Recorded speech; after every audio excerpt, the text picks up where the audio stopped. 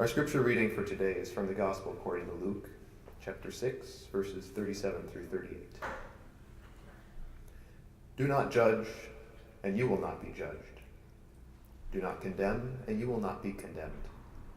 Forgive, and you will be forgiven. Give, and it will be given to you. The good measure, pressed down, shaken together, running over, will be put into your lap.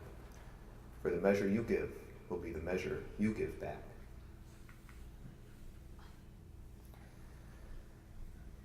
I picked a fairly provocative sermon title today, I think, Coddling the Christian Mind.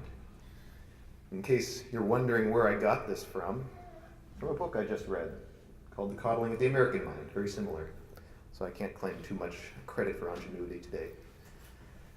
It's a very interesting book I read by these guys, Greg Lukianoff and Jonathan Haidt, social psychologists and education researchers who I think make some very interesting points about higher education, specifically liberal arts education nowadays, and what values are being imparted to students. Specifically, the authors focus on what they call these three great untruths that are being promoted by a lot of educational institutions nowadays. And I find these very interesting because as a younger person myself, I've seen some of these, and I see that they're still around, and I see that they're more pervasive than just at universities or liberal arts colleges, but they really influence us in all walks of life, I think. So it's important to understand them and recognize them. The first is this idea that they call, what doesn't kill you makes you weaker.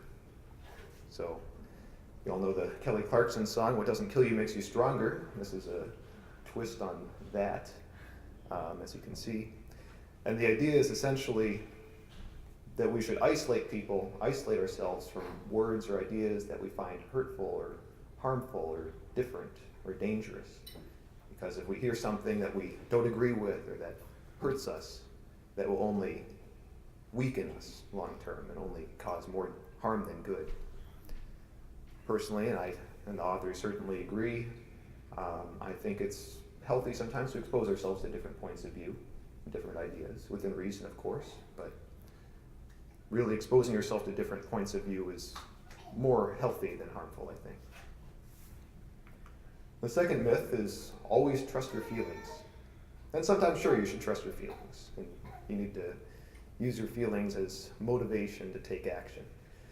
But when it comes to situations where, let's say, you're meeting someone new or someone different who uses words or phrases or talks about ideas that you don't necessarily agree with, maybe your first instinct shouldn't be to say, this person is trying to hurt me. This person has different interests, a different agenda, and I cannot stand this person. Maybe instead your first instinct should be, let me give this person the benefit of the doubt. Let me say, maybe this person doesn't know where I'm coming from, doesn't know my side of the story, and thus is using these words in a way that they don't really understand. They don't understand how harmful this could be to say something like that. Perhaps you can use that as an opportunity to educate and see someone else's perspective rather than rushing to judgment. And the final myth, and the one I'll be focusing on for this sermon, is the myth of us versus them. The idea that there are two camps in the world, the camps of good and the camp of evil. And good and evil are locked intractably in a conflict for supremacy that only one side can win. That either you're on the good team or you're on the bad team.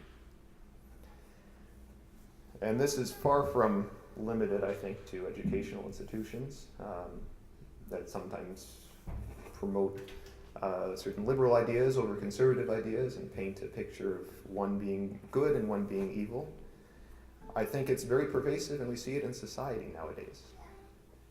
And I think it's true that we all have our teams. I think this cartoon paints it pretty well. Give me a second to read it. It's always our side versus the other side. One is good, one is bad. And actually, this is deeply wired into our psychology. In this book, The Coddling of the American Mind, I read about a study by a Stanford neuroscientist named David Eagleman, who used functional MRI to study the brains of participants to try to understand this phenomenon, this tribal instinct that we have. What he did, he put study participants in front of a video screen and showed them a picture of a hand being pricked by a needle. And he found that the spike in brainwave activity was remarkably higher when the hand was labeled with the study participant's own religion. So if I'm watching a video and someone labels this hand Christian, my brainwave activity would be much higher seeing that hand poked by a needle. And this extends beyond religion. The study participants were even assigned random groups at the outset just by flipping a coin, and the same thing was observed, that people reacted more strongly when they saw people on their own team being hurt or harmed. Unfortunately, I think this tribal instinct extends to us as Christians, or to the broader Christian community, as much as any other group, or perhaps even more so in some ways.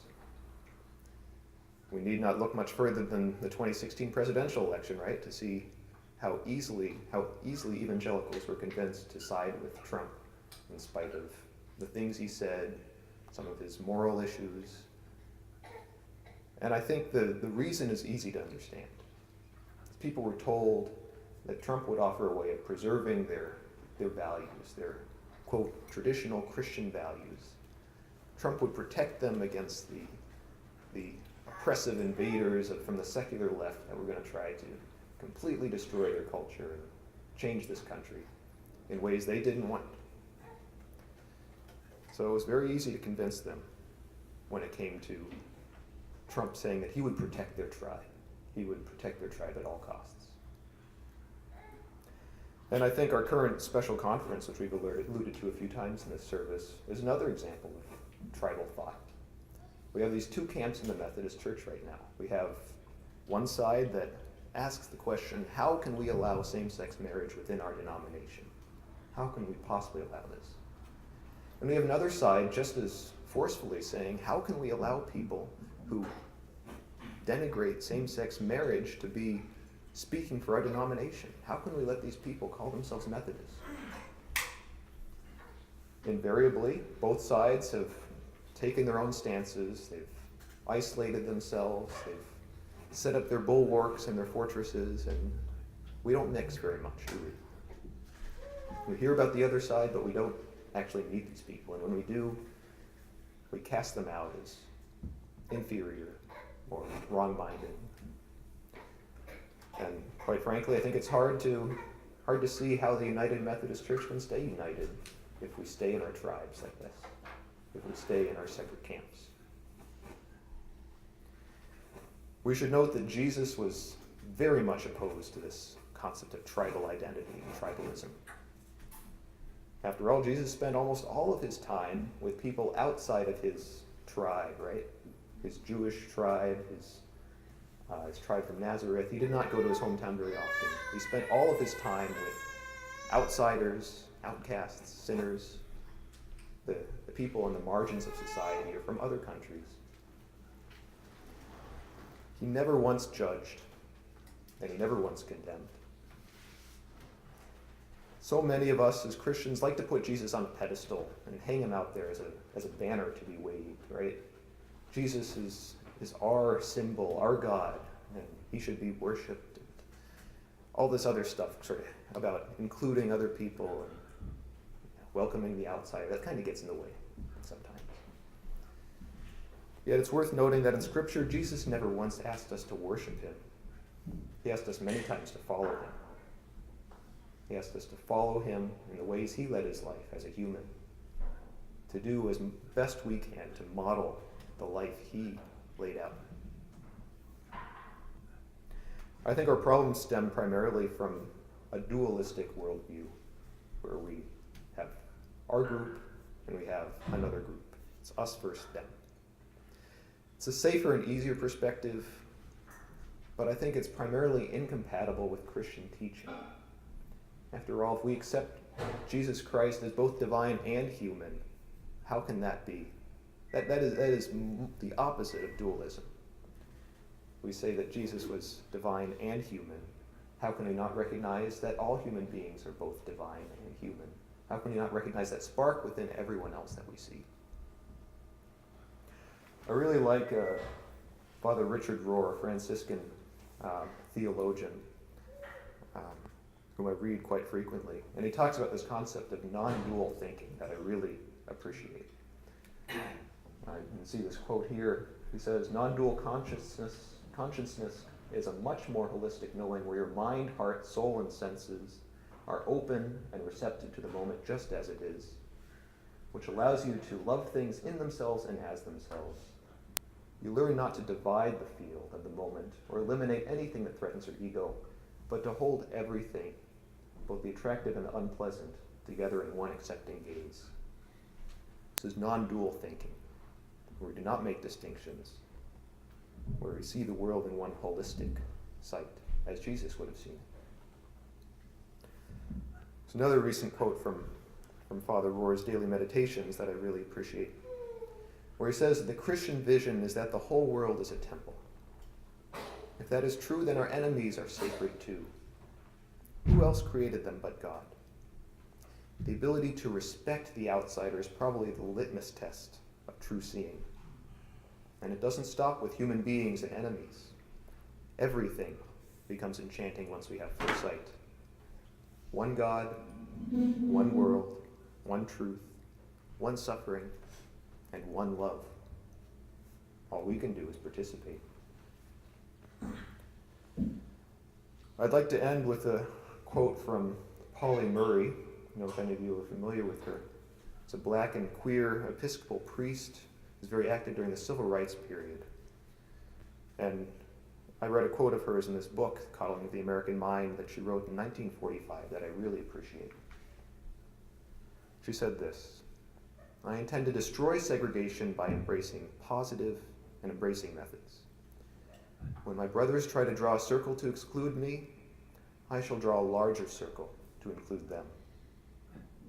Where they speak out for the privileges of a puny group, I shall shout for the rights of all mankind." Friends, I think this is what we are called to do as Christians. We are called to draw larger circles, to encompass those outside of our group, our tribe. We are called to break down walls, not build them up, not to distinguish, not to condemn, not to judge. For we are all human. The things that make us the same are much more important than the things that make us different. We're all human, we're all divine. We are all worthy of love and respect. May it be so. May we model that in our lives going forward from here today. Amen.